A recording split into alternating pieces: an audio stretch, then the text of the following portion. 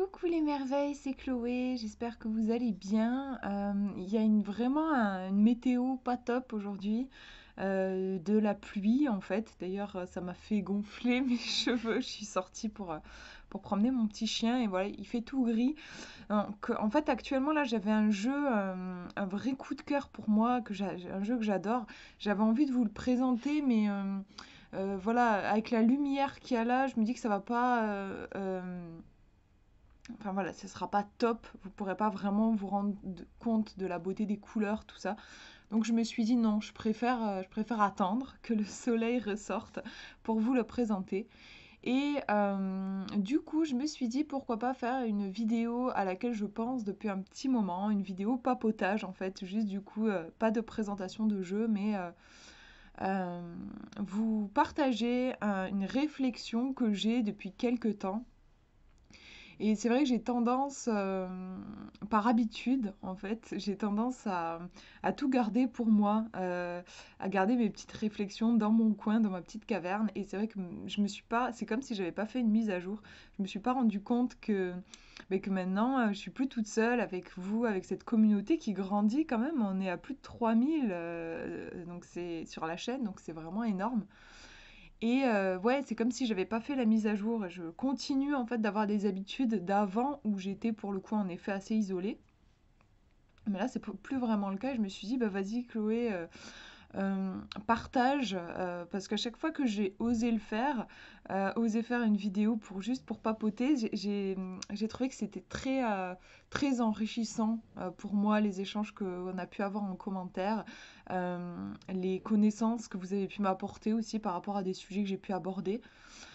Je pense notamment là, à la dernière vidéo que j'ai faite sur mes réflexions sur la magie, j'ai adoré vos retours et ça a nourri ma propre réflexion. Donc bref, en fait, là, j'avais envie de vous parler du monde divinatoire. Ce monde divinatoire qui me passionne maintenant depuis vraiment, oui, un certain nombre d'années. Euh, je sais pas, depuis que j'ai mis un pied dedans, c'est vraiment devenu ouais, une passion, un truc. Je me mets à voir même, je dirais, des signes partout. Je me mets à presque tout interpréter comme si c'était un oracle. Puisque voilà, un oracle ou un tarot, ben, on imagine, c'est un jeu de cartes, mais en fait, il y a plein d'autres façons de recevoir des messages. Et moi, je suis vraiment pas passionnée par les cartes et les tarots. Je suis passionnée par le monde divinatoire. Et du coup, je suis très curieuse. J'aime bien aller chercher d'autres façons d'apprendre à lire l'avenir. Les tarots, les cartes, c'est génial, mais je suis curieuse en fait d'apprendre d'autres façons de faire. Donc dans ma pratique, je crois que j'ai à peu près essayé tout ce qui existe. Euh, j'ai fait de la lecture dans les miroirs. J'ai essayé la boule de cristal. Je n'ai absolument pas réussi. Il y a des trucs de divination, des outils de divination que j'ai jamais réussi à avoir de résultats. La boule de cristal, j'ai jamais réussi. Le pendule, j'ai jamais réussi non plus. En fait, je suis tout à fait capable de prendre un pendule et de l'influencer. Par exemple, je dis tourne à droite, tourne à gauche, sans bouger mon poignet. En effet, le pendule m'obéit, entre guillemets. Par contre, j'ai l'impression que c'est une technique qui demande beaucoup de lâcher prise. Moi, c'est comme ça que je l'interprète. Et je n'arrive absolument pas à avoir une attitude neutre, en fait, quand je pose une question à mon pendule.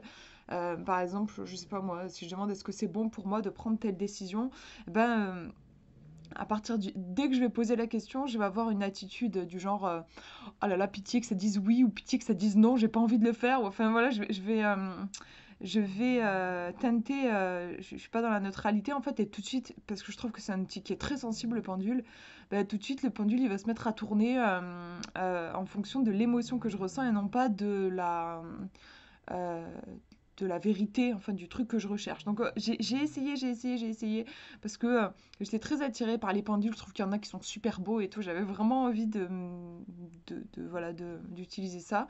Mais vraiment, après 3-4 tentatives sur plusieurs années, je me suis dit que c'était pas pour moi. La boule de cristal, j'ai trouvé très peu de livres sur le sujet. Moi, j'aime bien me documenter en fait pour apprendre. J'ai trouvé très peu de livres, très peu de vidéos sur le sujet. Personnellement, j'ai pas réussi. Par contre, en fait, un truc qui pourrait s'en approcher, c'est que pendant un temps, d'ailleurs, je me dis qu'il faudrait que je m'y remette parce que j'ai eu des expériences vraiment chouettes. J'utilisais un cristal de roche que je me mettais en fait ici, au niveau du troisième œil. Je m'allongeais et je laissais venir, donc les yeux fermés. C'est différent d'une boule de cristal. Normalement, vous êtes censé regarder dans la boule. Moi, là, je me mettais un cristal, je me l'attachais avec un bandeau. Et donc voilà, les yeux fermés. Et je laissais venir, je posais une question ou pas, et je laissais venir des images. Et franchement, j'ai eu des visions, oui, des images qui sont venues qui étaient vraiment fortes. C'est quelque chose que j'ai fait il y a plusieurs années, mais il y a des trucs que j'ai vus qui me restent en fait. Vraiment, ça a été puissant. J'avais essayé avec un diamant d'Arkheimer. C'est un truc, c'est assez cher, c'est un tout petit truc, que c'est pas vraiment un diamant en fait, mais ça s'appelle comme ça. Ça a les propriétés en fait du cristal de roche, mais level plus plus plus. Et je me suis dit que c'était plus pratique que mon énorme, parce que j'avais un énorme cristal de roche que je me plaçais là, à force genre au bout de 20 minutes ou 30 minutes, enfin, j'avais la trace après. Donc je me suis dit, un petit cristal, ça serait peut-être mieux. Mais alors, je me dis, il faudrait peut-être que j'essaie de le purifier. C'était peut-être une sorte de purification, mais je me souviens, c'était impressionnant. En fait, ce cristal me donnait mal à la tête, mais vraiment. J'ai constaté plusieurs fois en le faisant, ça me créait une migraine. Alors, sur le coup, moi, la façon dont je l'avais interprété, c'était que la pierre était trop puissante pour moi, en fait. Mais peut-être aussi qu'elle aurait bien besoin d'être purifiée. Je me dis, il faudrait que j'essaye en fait de la purifier, de revoir maintenant. Ou peut-être qu'à l'époque aussi, j'avais peut-être pas. J'étais au début de. Je développais tout juste mes capacités intuitives. Peut-être qu'aujourd'hui, je serais plus en phase avec cette pierre. Je sais pas, faudrait que j'essaye. Enfin voilà, j'ai testé la géomancie, j'ai testé l'astrologie horaire que j'ai trouvé absolument fascinant, hyper. J'ai eu des très bons résultats, mais j'ai pas creusé plus que ça parce que ça reste très technique, je trouve. Et moi, j'ai une approche qui est beaucoup plus intuitive, donc j'ai senti que voilà, c'était pas pour moi un truc. J'ai des résultats en fait beaucoup plus rapides avec les d'autres méthodes de divination, mais j'ai trouvé ça assez incroyable et qui porte à la. Enfin, ça m'a mené à des réflexions. L'astrologie horaire, pour ceux qui savent pas ce que c'est, parce qu'on parle beaucoup de l'astrologie, genre bah oui, quel est mon thème de naissance, tout ça. L'astrologie horaire, elle est là vraiment pour répondre à des questions. Moi, c'est ce qui m'intéresse. C'est ce qui m'intéresse en fait, avoir des réponses à mes questions. Et c'est fascinant. En gros, au moment où vous vous posez une question, par exemple là, je sais pas, je viens me demander, j'ai un souci relationnel avec une personne, j'aimerais le résoudre. Je me pose cette question, il est 16h40. Je note 16h40, je vous fais cette vidéo, on est le 7 février 2022. C'est assez impressionnant. Du coup, en fait, vous allez en gros dresser une carte du ciel à 4h40 le 7 février 2022, la position des planètes et tout ça. Et ben, il y a la réponse à ma question. Il y a la réponse à comment est-ce que je peux rétablir l'harmonie. C'est dans le ciel, en fait. Vous pouvez en trouver des réponses en plus à des questions qui peuvent paraître très anodines. Par exemple, mince, je sais plus où j'ai mis mes clés. Voilà, je sais plus où j'ai mis mes clés. Je regarde l'heure où je me suis posé cette question, je vais dresser une carte du ciel et interpréter la réponse est dans les étoiles. C'est fascinant en fait de voir que l'infiniment petit, je veux dire déjà nous on est rikiki dans l'univers. En plus ma question c'est encore plus ridicule quoi, où est-ce que j'ai mis mes clés? Enfin voilà, on est vraiment dans l'infiniment petit et on va le trouver dans l'infiniment grand. C'est inscrit dans l'infiniment grand. J'ai trouvé ça très je sais pas, sujet à je trouve qu'on peut philosopher sur le sujet. Moi, à l'époque, j'avais testé et j'avais réussi à voir que j'étais invitée par quelqu'un à un repas et j'avais vu qu'il allait y avoir quelqu'un qui arrivait en retard. Voilà, vraiment un détail, quoi. Juste en observant les emplacements des planètes et tout. C'est vraiment fascinant. Si jamais vous avez envie de vous y mettre, si ça vous intéresse, je vous mettrai le nom du bouquin, parce que je ne sais plus si je l'avais présenté sur la chaîne.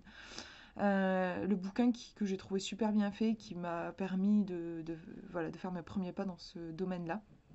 J'en ai essayé plusieurs, mais je vous donnerai celui qui vraiment pour moi était le top du top. Voilà, et qu'est-ce que j'ai fait? Bon, forcément, j'ai utilisé les runes. Alors, les runes, comment on appelle ça là? Les runes nordiques, c'est les plus connues. J'ai pas persévéré trop longtemps non plus avec les runes parce que j'ai trouvé qu'il y avait il y a une énergie un peu brute, un peu froide, ce qui est normal, hein, voilà, on est dans une culture des Vikings, et il y a vraiment, enfin moi je trouve que les runes sont empreintes vraiment d'une énergie qui n'est plus du tout celle qu'on a aujourd'hui, pas moderne en fait, un truc de l'ordre du destin, voire même de la fatalité, enfin je sais pas, honnêtement je suis impressionnée. À l'époque, je me souviens, j'étais impressionnée quand je tirais les runes. J'ai pas, c'est pas quelque chose avec c'est pas un outil avec lequel je raisonne vraiment. Par contre, les runes de sorcière, on en entend moins parler, mais pour moi, ça résonne davantage. Les runes de sorcière, vous avez par exemple la rune de la lune, la rune de la récolte, de la faux pour récolter. Vous avez les oiseaux, voilà. C'est des symboles qui pour moi enfin, sont plus proches de moi, me parlent davantage, pardon. Et, euh, et qui, au niveau de l'énergie, moi, c'est vraiment l'énergie des runes aucun outil divinatoire m'a fait cet effet, en fait. Les runes, il y a quelque chose je trouve, de froid et de dur. Voilà. C'est mon expérience, enfin, mon rapport aux runes. Qu'est-ce que j'ai fait d'autre j'ai fait de la... Je crois qu'on peut appeler ça de la lithomancie, un truc où vous lancez les pierres. J'avais des pierres particulières, donc par exemple une citrine, un quartz rose, tout ça. Et en fait, chacune avait une symbolique particulière. En les lançant, bah, vous pouvez interpréter. Voilà. Dans le même style, j'ai découvert récemment, il y a quelques mois, les charms, les breloques en français. Donc, ces petits trucs que vous balancez, là, que vous jetez, qui vous indiquent qui vous donnent des informations. Ça, j'ai beaucoup aimé. Je vous en parlerai un peu plus d'ailleurs. Ça fait partie des vidéos qu'il faut que je fasse. J'ai un moment, j'avais testé aussi j'avais des baguettes chinoises. Enfin voilà, j'ai essayé aussi le yiking, voilà les trucs asiatiques, mais il y a un truc trop bizarrement trop précis, trop incisif, ça m'empêche en fait d'avoir une interprétation. Moi j'aime bien j'ai une pensée qui est très globale, surtout quand je fais de la divination. J'ai l'impression que je sais pas comment dire, je vois euh, plus mon regard est élargi, plus je capte de choses. Je ne suis pas dans quelque chose de précis. Et je trouve que dans la divination asiatique, il y a quelque chose d'incisif. Et moi, c'est pas ma façon de faire. Mon intelligence ne fonctionne pas comme ça. J'ai un truc plus arborescent en fait, que précis, que en mode laser. Voilà. Voilà. Enfin, bon, je peux vous faire la liste j'ai testé énormément de choses. Et et puis, alors oui, je voulais vous dire que j'ai cette tendance, du coup, je baigne tellement dans la divination, je fais des tirages tous les jours, donc c'est quelque chose de très présent dans ma vie. Je me suis mise donc ouais, à observer parfois certaines choses qui peuvent se rapprocher des cartes, mais qui n'en sont pas, et d'avoir une interprétation divinatoire. Je parle des jeux de société en fait. Les jeux de société, je trouve ça ressemble, parce que la plupart des jeux de société, vous avez des cartes en fait, avec des illustrations. La plupart des jeux de société, vous avez toujours, enfin la plupart, vous avez souvent, je veux dire plutôt souvent, une notion de hasard. Par exemple, au début, on va distribuer des cartes. Donc, moi, en fait, je peux pas m'empêcher, maintenant que je fais de la divination, je peux pas m'empêcher les rares fois où je joue à des jeux de société, parce que je n'aime pas du tout les jeux de société. Depuis petite, je sais pas pourquoi, il y a quelque chose qui m'angoisse dans les jeux de société. Déjà, peut-être le côté un peu compétition, même si maintenant on fait aussi des jeux mode coopératif, la plupart des jeux, il y a un gagnant. C'est quelque chose qui m'a toujours stressée. Même je suis stressée de façon générale, j'ai peur de pas bien comprendre les consignes. Euh, je sais pas, j'ai un stress lié aux jeux de société, j'aime pas ça. Mais des fois, je suis bon. Quand je suis avec des gens qui adorent ça, qui me proposent, bon, des fois je dis non, mais des fois j'accepte. Et à ce moment-là, je ne peux pas m'empêcher maintenant d'observer, d'interpréter, de voir les cartes qui sortent chez certaines personnes et qui ne sont pas un hasard, bien sûr. En fait, on peut absolument, je trouve, tout interpréter. Et justement, les jeux de société, c'est pas, comme je disais, j'aime pas ça. Mais par contre, je suis fascinée par l'esthétique des jeux de société. Les jeux de société, ils ont tous une histoire, enfin, ils vous plongent dans un univers. Vous avez des jeux de société un peu en mode Sherlock Holmes, genre le Cluedo, tout ça, donc des jeux de société d'enquête. Vous avez des jeux de société, bref, sur tous les univers, la fête foraine, enfin voilà, vous avez un univers qui est créé. Et je trouve les illustrations de pas mal de jeux de société absolument magnifiques. Je pense notamment au Dixit, qui est un jeu de société de base, mais qui a beaucoup été approprié par enfin beaucoup je veux dire, beaucoup de psy ou de cartomanciens s'approprient le Dixit, le prennent comme un jeu de projection inconsciente. Ils ne vont pas utiliser ce jeu du coup comme un jeu de société, mais bien comme un oracle en fait. Voilà. De base, c'était un jeu de société. Mais voilà, les illustrations sont vraiment superbes. Elles ont un côté onirique en fait qui vient parler directement à l'inconscient. Et, euh, et en fait, c'est très présent chez les jeux, des jeux de société dits de communication visuelle. J'ai vu qu'ils appelaient ça comme ça. Le Dixit est un jeu de communication visuelle. Vous avez le Mysterium, qui est aussi un jeu de communication visuelle. Et c'est drôle parce que justement, je vous parlais d'univers. L'univers du Mysterium, on est dans un univers un peu gothique. Comment on appelle ça, un peu époque victorienne. Moi, je trouve que c'est quelque chose. L'époque victorienne est quelque chose qui se prête bien, qui va bien avec l'univers des oracles. Personnellement, je trouve. Et l'histoire, c'est qu'il y a un fantôme qui connaît l'assassin. C'est une histoire de. Il y a quelqu'un qui a été assassiné, le fantôme connaît l'assassin, mais il ne peut communiquer que sous forme de vision et il va communiquer avec des médiums. Donc vous avez des joueurs qui vont incarner les médiums et qui vont recevoir du coup des cartes. Donc c'est des cartes qui ressemblent pas mal au Dixit, c'est-à-dire des illustrations un peu. Attendez, je vais le chercher, je vais vous le trouver parce que c'est mieux. J'avais pas pensé à le prendre avec la vidéo.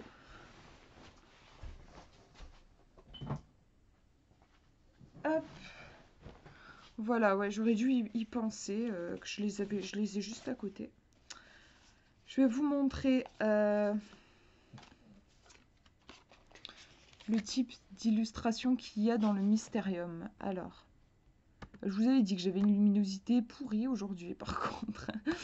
Après, les cartes sont volontairement un petit peu voilées, parce que c'est des visions, donc il y a l'idée que c'est imprécis. Bon, là, en gros, vous avez juste un épouvantail avec dans un champ quelque chose d'assez sombre. Euh, Ici, celle-ci, elle est un petit peu plus lumineuse. Vous avez un coquillage sur une boîte à musique, voilà. Donc je trouve que ça ressemble à des illustrations du Dixit, simplement celles-ci elles sont plus, elles ont un côté un peu plus dark, en gros, voilà. Mais il y a quand même matière, je trouve que ça pourrait très bien faire des cartes d'oracle.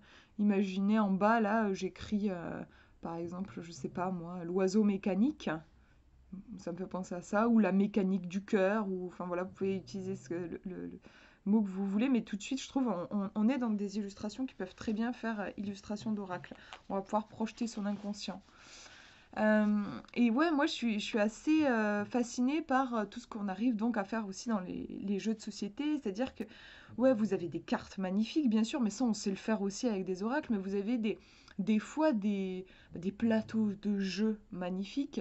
Et puis vous pouvez avoir des petits accessoires, genre des jetons trop beaux, une roue avec une flèche que vous pouvez tourner, je sais pas, ça va vous donner un symbole. Tout ça, en fait, moi je me dis, mais ce serait tellement beau si c'était adapté en mode divinatoire.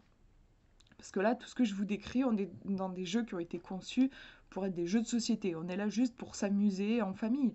Mais moi, j'aimerais, je me dis, avec ce que les gens sont capables de faire, enfin ces éditions-là sont capables de faire des trucs de fou, je trouve c'est vraiment beau. Après, c'est des jeux, oui, vous avez des jeux qui coûtent cher, hein, vous avez des jeux de société à 40 €. Mais c'est tellement beau et en fait, je trouve qu'on pourrait adapter ça sous forme de jeu divinatoire, c'est-à-dire comme un jeu de société, un jeu de plateau, mais pour répondre à une question. Ça, moi, ça m'intéresse beaucoup et ça fait des années que je cherche des jeux comme ça, j'en ai trouvé très très peu. En français, J'avais trouvé le jeu de la transformation qui a été publié par le Souffle d'Or. Je crois qu'il n'est plus édité. En tout cas, quand il était édité, il était à un prix genre 70 euros. C'était quand même vraiment un gros gros prix. Le jeu, je l'avais trouvé très intéressant. J'avais eu l'occasion d'y jouer chez un ami. Je l'avais trouvé très intéressant, mais peut-être un peu complexe. Je crois qu'il y avait carrément des formations qui étaient proposées pour apprendre à utiliser le jeu parce qu'il avait une vraie complexité. Moi, je le trouvais un peu trop complexe, mais en soi, il y avait plein de choses qui étaient très très intéressantes. Mais après, en fait, franchement, c'est le seul jeu, à ma connaissance, c'est le seul jeu que je connaisse qui soit français et dans un but vraiment divinatoire. Moi, à un moment, j'ai trouvé, il y a quelques mois, j'ai trouvé le Tarot Game. Je vous le prends, il est juste à côté de moi.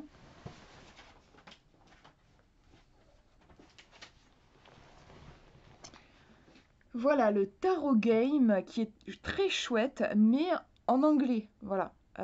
Et puis, je me demande si j'ai pas dû le trouver en occasion. Peut-être qu'il est plus édité, je sais plus. Là, j'avoue que je sais plus. Voilà, j'ai trouvé au Souffle d'Or aussi, j'ai trouvé un jeu, ça je me souviens que je vous avais fait la présentation sur la chaîne. C'était pas un jeu de divination, c'était un jeu pour co-créer, pour réaliser des rêves. Et ça aussi, ça m'intéresse, des jeux un peu de coaching, enfin de développement personnel, des jeux qui vont vous aider, genre vous voulez réaliser un rêve, jouez une partie, faites une partie avec ce jeu et puis à la fin, vous aurez des clés pour réaliser votre rêve. Je trouve en fait qu'il y aurait beaucoup de choses à faire.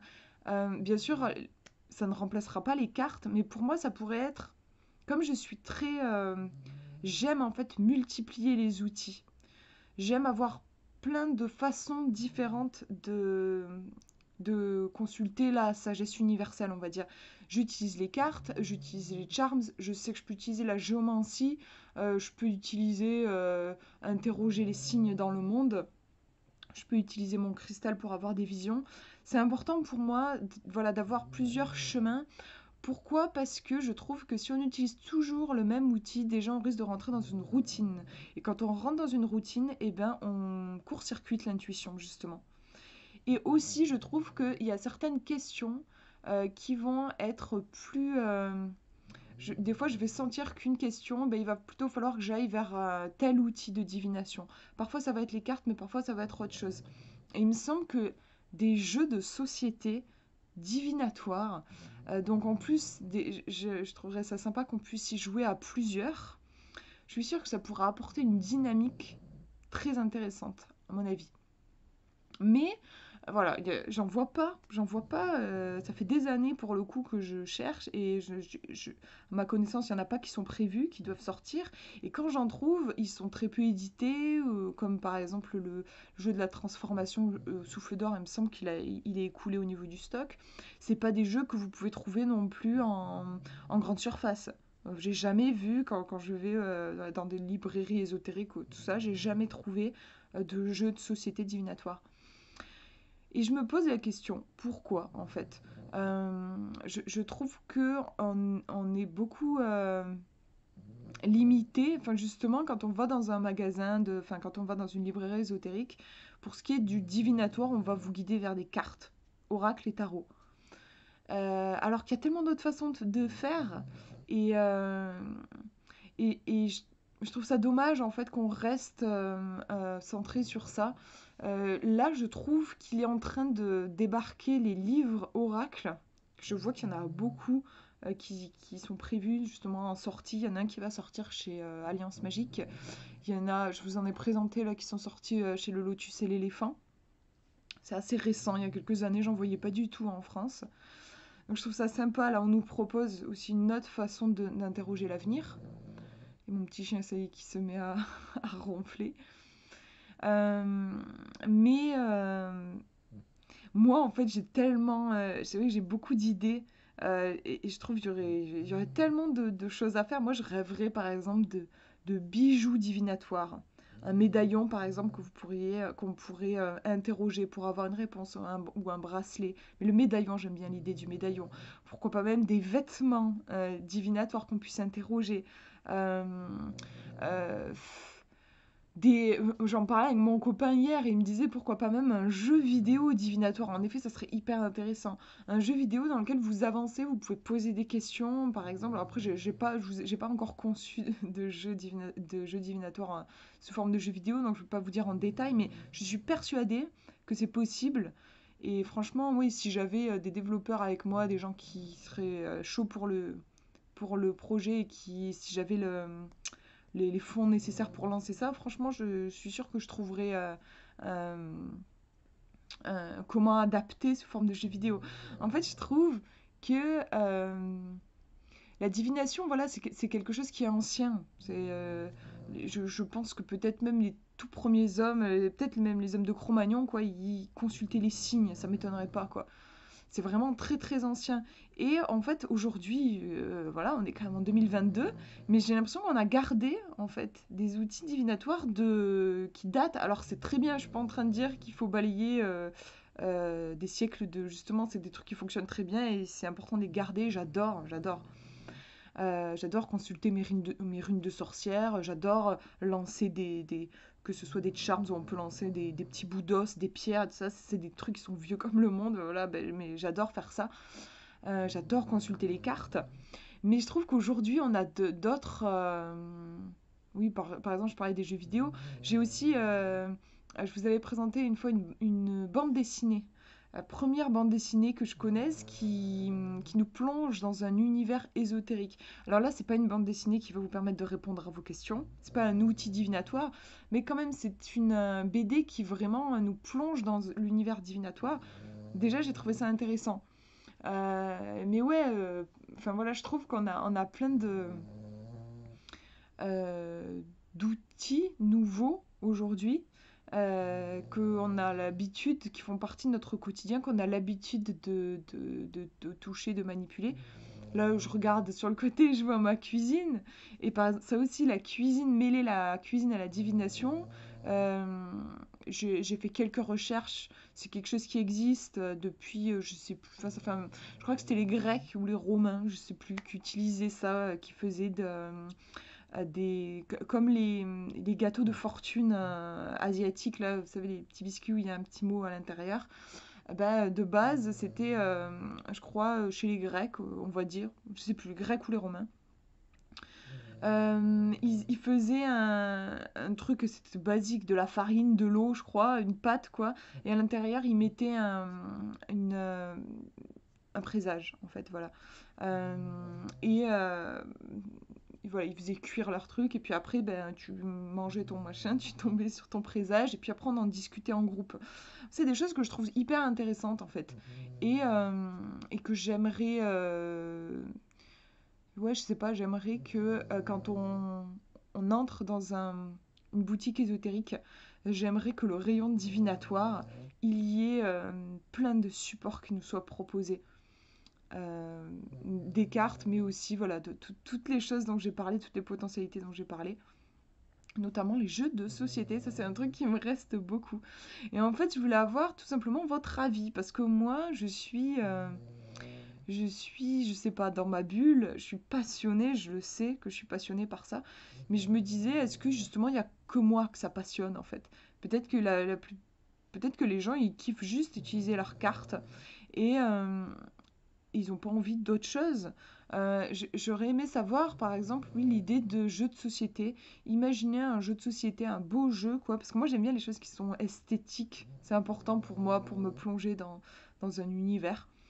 Un beau jeu de société qui vous plonge dans un univers et qui vous permette de répondre à vos questions.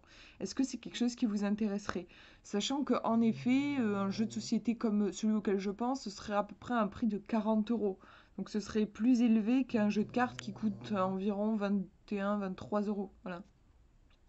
Est-ce que c'est quelque chose qui vous parle, qui me titille votre curiosité. euh, Parce que moi, quand je vous dis, quand je fais des recherches et que je vois qu'il y en a très très peu des jeux de société divinatoires et qu'en général ils sont épuisés, ils sont pas réédités, bah forcément je me pose des questions et je me dis, mais en fait peut-être que ça n'intéresse pas les gens, peut-être que c'est quelque chose qui fonctionne pas en fait. Donc voilà, j'aurais aimé avoir votre avis à ce sujet, sur ce sujet. Voilà, mon petit chien est complètement parti dans le royaume des songes. Ben ouais, voilà, je crois que je réfléchissais pour voir si j'avais pas autre chose que dont je voulais vous parler, mais non, c'est vraiment, pour moi, en fait, c'est vraiment cette interrogation-là. Est-ce que les gens, les passionnés, enfin les gens qui aiment, là, bien sûr, qui sont ouverts à ce monde divinatoire, est-ce que vous seriez ouverts à quelque chose de neuf, quelque chose de nouveau, comme par exemple un monde divinatoire dans des jeux de société. Voilà, ben je vous fais de gros gros bisous et prenez bien soin de vous.